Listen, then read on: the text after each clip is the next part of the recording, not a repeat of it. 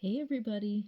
I am wanting to do a baby steps into intermittent fasting kind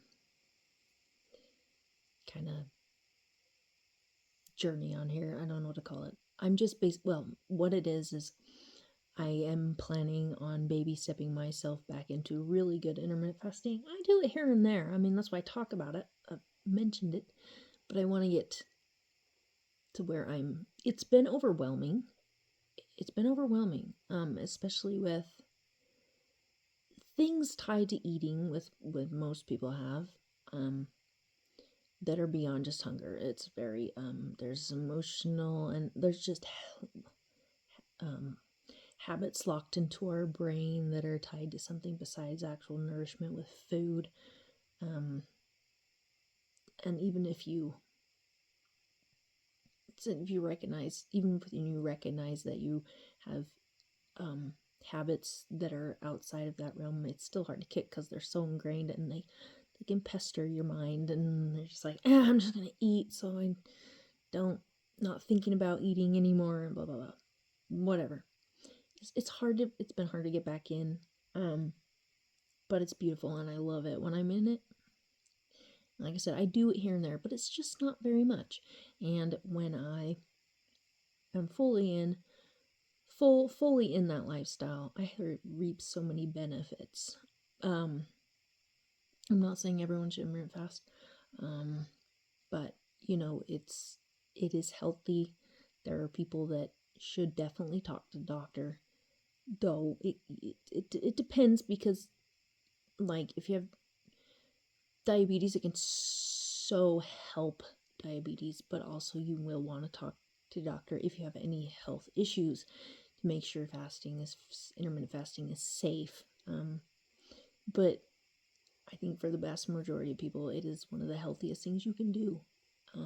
With your lifestyle, it is very good for you, and I know all the benefits I want from it. So I'm going to baby step myself back into it. I'm going to do things. I'm going to go on a journey to do the things it takes to get used to it again, without having to go full bore when it's feeling very, very hard. And then it'll be a gradual process where down the road it'll just be like, this isn't hard, because it does get there, but it's just been hard for me to get back to there. So let's baby step it back into intermittent fasting, and I'll just talk about whatever I do when I see an opportunity to share, if there's a struggle or a roadblock. Yeah. So, and then there's obviously some days where if it's just feeling miserable, beyond miserable, and it just stays that way, like those are days you just eat something. But you need to expect some discomfort. Like, it's always like you getting into this, there's always resistance because it's not your habit. um we're But yeah, like, you'll be able to tell when it's like, no way, no way today. But it doesn't hurt to do some of the tips that I will share down the road as I'm doing this, first, to see if you feel better first, before you just go and eat that meal. And then it's still baby stepping, and you're still getting benefit because you're not loading your system with tons of food.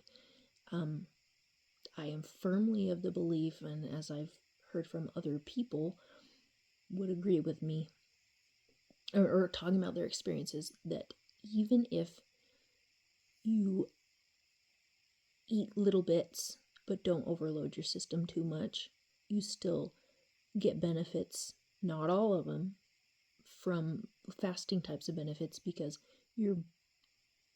your system might be kicked into a little bit of a digestive state, which takes you out, but you're still not working very hard in digestion because it's light amounts of stuff.